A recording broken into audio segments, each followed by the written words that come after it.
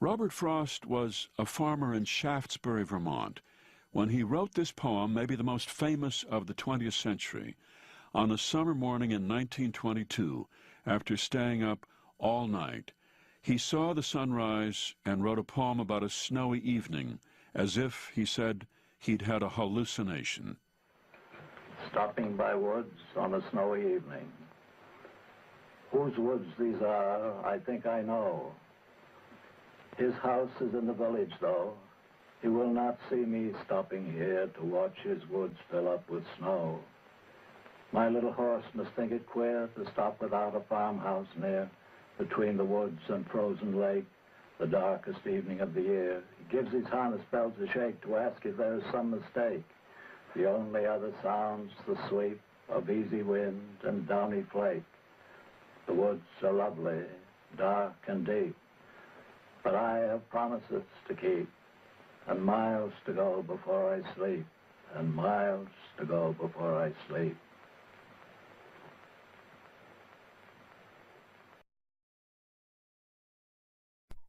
These words from Robert Frost offer us a model for all that is good about poetry. We can learn from this poem the cadence and sounds of the poem itself.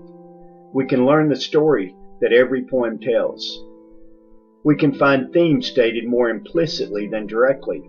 We can find emotion, reason, and experience. Poetry often defines for us the world that we live in. The poet is the speaker for the message. Frost himself said, "A poem begins with a lump in the throat." From the movie The Dead Poets Society, we learn we don't read and write poetry because it's cute. We read and write poetry because we are members of the human race, and the human race is filled with passion. In medicine, law, business, engineering, these are noble pursuits and necessary to sustain life. But poetry, beauty, romance, love, these are what we stay alive for. Perhaps the most expressive of definitions of poetry comes from Archibald MacLeish, who says, "A poem should not mean, but be." Whose woods these are, I think I know. His house is in the village, though. If we begin with the first lines of this poem, we can find some characteristics that define many poems. One feature that should never be ignored is that in all art is a story. Poetry is art. This poem contains a story. Sometimes the story is abstract, but not in this case. Robert Frost clearly tells a story in this poem, and he tells it here by using first-person narrative. We'll work through the story in Frost's poem by answering some questions. What do the first two lines tell us? We know that the speaker is in the woods. We know the speaker knows the owner of the woods. And the owner is in the village, not in the woods. He will not see me stopping here to watch his woods fill up with snow. What do we learn from the next two lines? We know that the speaker is out of sight from the forest owner. We know he is watching the snow fall in the woods. This completes the first stanza. The first stanza gives us elements of setting and plot for this narrative poem. The stanza introduces the main character, the narrator, to us. My little horse must think it queer to stop without a farmhouse near, between the woods and frozen lake, the darkest evening of the year. What other elements of character, plot, and setting are revealed? We know the man is traveling with his horse. We know that no one is living in this part of the woods. We know that there is a lake nearby.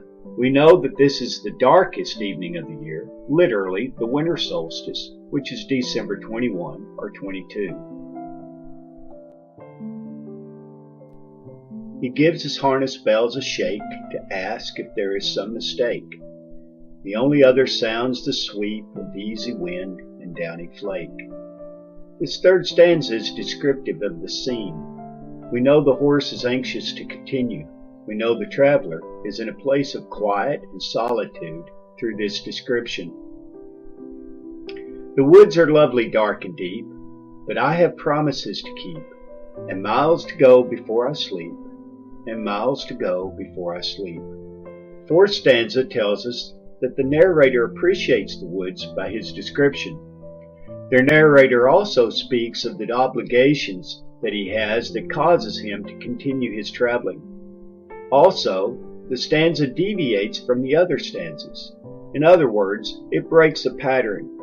In this last stanza, the last line is a repetition of the one before it.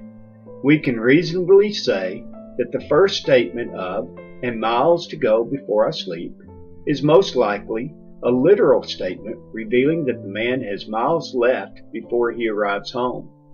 However, the repeated statements suggest that the line is meant metaphorically, with all of its implied meaning.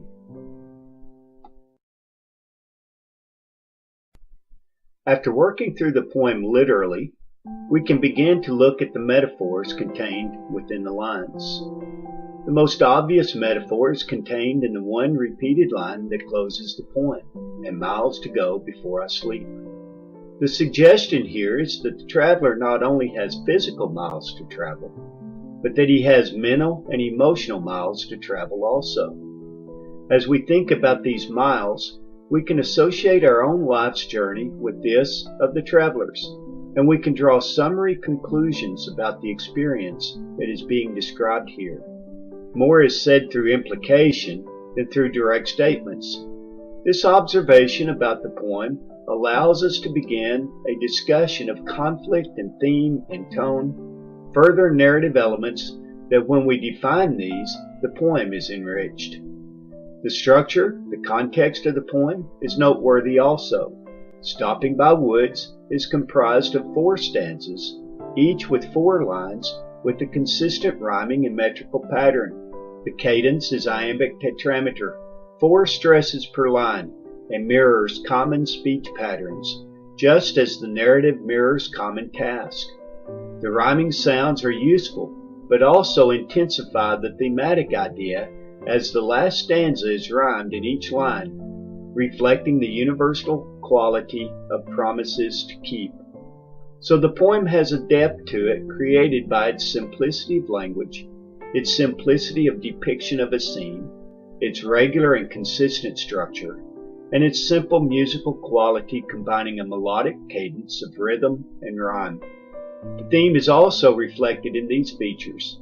Obligations and commitments drive us further in our lives, motivating and sustaining us through experiences that we stay alive for.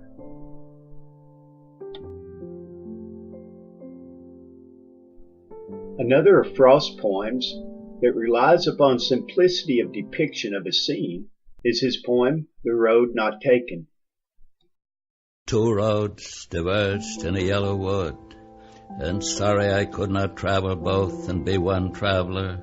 Long I stood and looked down one as far as I could to where it bent in the undergrowth, then took the other as just as fair, and having perhaps the better claim because it was grassy and wanted wear. Though as for that, the passing there had worn them really about the same, and both that morning equally lay in leaves no step had trodden black. Oh, I kept the first for another day, yet knowing how way leads on to way, I doubted if I should ever come back. I shall be telling this with a sigh somewhere ages and ages hence. 2 roads diverged in a wood, and I took the one less traveled by, and that has made all the difference.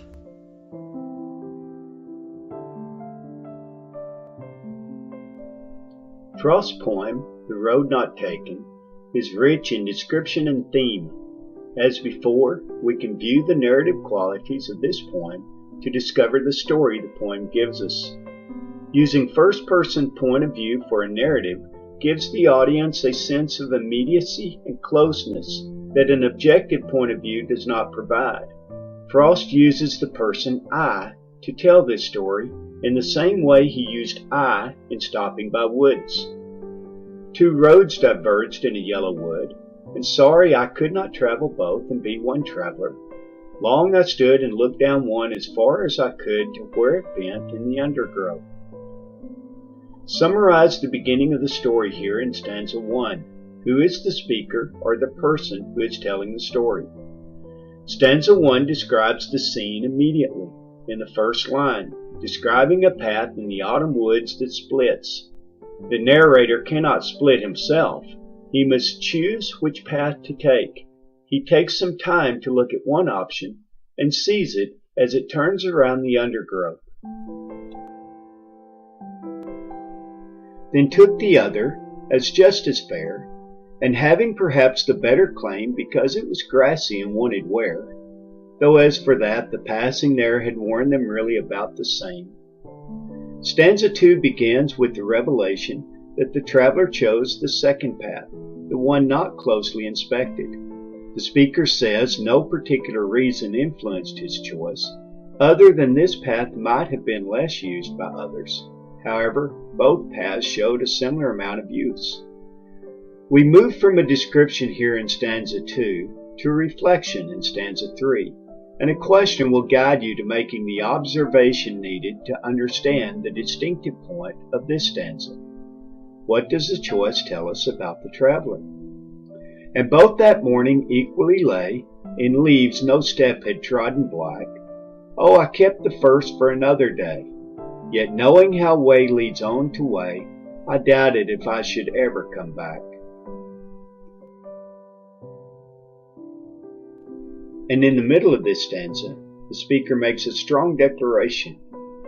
What more is revealed about the traveler with this declaration?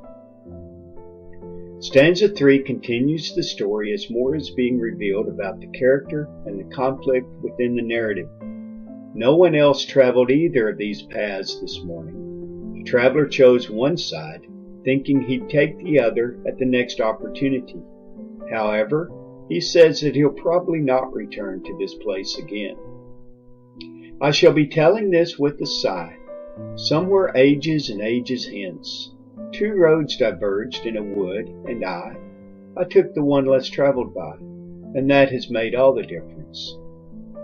Stanza 4 gives the conclusion with a qualifying description that is open to interpretation by all readers. Here are some questions that can guide us to an understanding of stanza 4.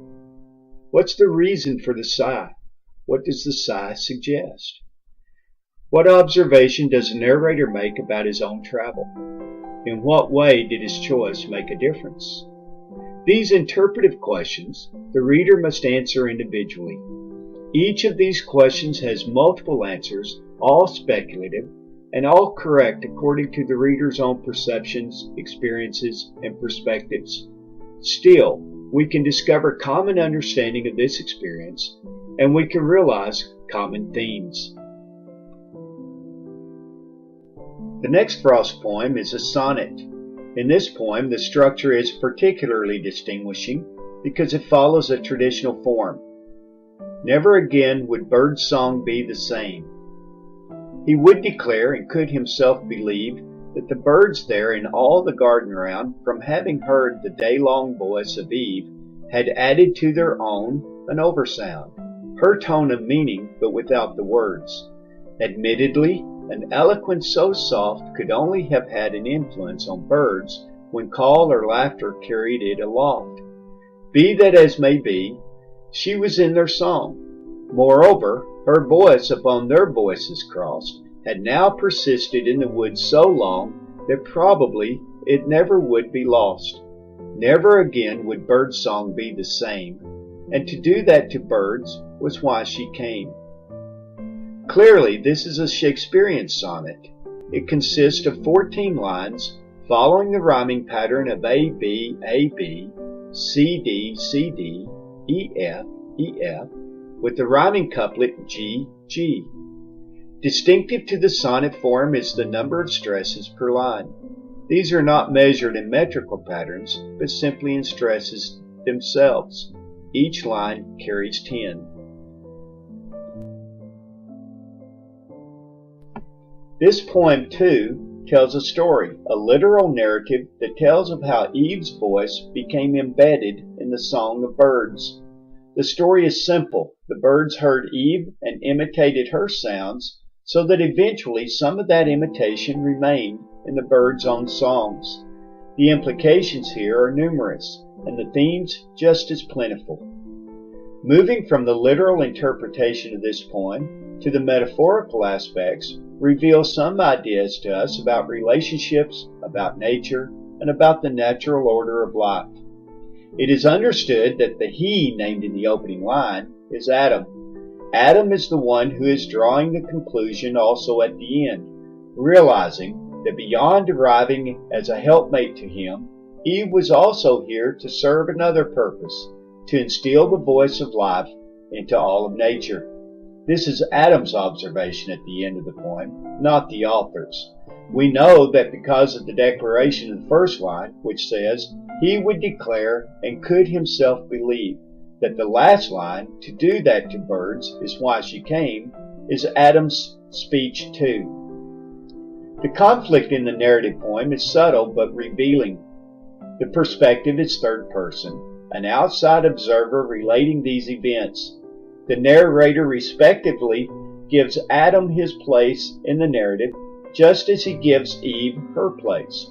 Within the image of these two individuals sharing Eden with each other is also the image of other creatures sharing it too.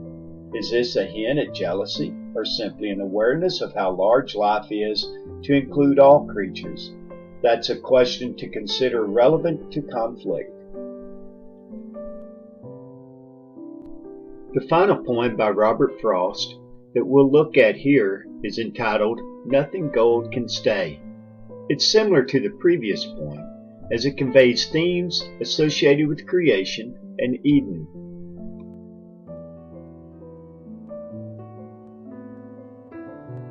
No, here's the spring one. Nature's first green is gold, her hardest hue to hold. Her early leaf's a flower, but only so an hour. Then leaf subsides the leaf, so Eden sank to grief. So dawn goes down to day, nothing gold can stay.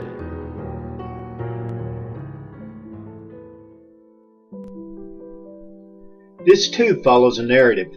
The opening lines are descriptive, but by line 5 the narrative story is well established. Summarizing the story gives a literal interpretation to the poem. Nature, as it begins growth, is green, valuable because it is ephemeral and precious. New growth doesn't last. It continues to grow, and as it grows, it diminishes. Leaves change colors and fall. Frost extends this idea with the metaphor of Eden. Happiness began Eden, grief ended it. Dawn is the golden time of the day, but that gold also recedes. The last line declares a literal theme of the poem. The reader does not have to discover the theme for himself. The narrator asserts it for us. Nothing gold can stay.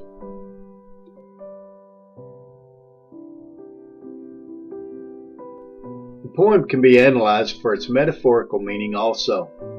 Here are some questions that can guide the reader through an analysis of this narrative poem. Is the tone here meant to be optimistic or pessimistic or objective? What metaphorical meaning can be found in the last line, nothing gold can stay? Who are the characters? What's the conflict? How is the theme established? What irony is contained here? There are no definitive answers to these questions. There are only speculative answers that can be supported by the text. Within the answers to questions like these, we find the interpretive meaning of the poem. But like all poems, whether we find an interpretive meaning or not, the poem can and should be appreciated simply for what it says, and for the story it tells us, and for the images it creates that connect to our own experiences. These are some poems by Robert Frost. They are lyrical, simplistic, descriptive of nature and natural events, and they each tell a story. Did you find the stories easy to read, pleasant, informative, or powerful? Our reactions to poems are what define the poem to each of us, and these give the poem meaning. And finally, here's a checklist for reading poetry. Look at each of these and apply them to the poem as you read in order to enhance the understanding of the poem that you're working with.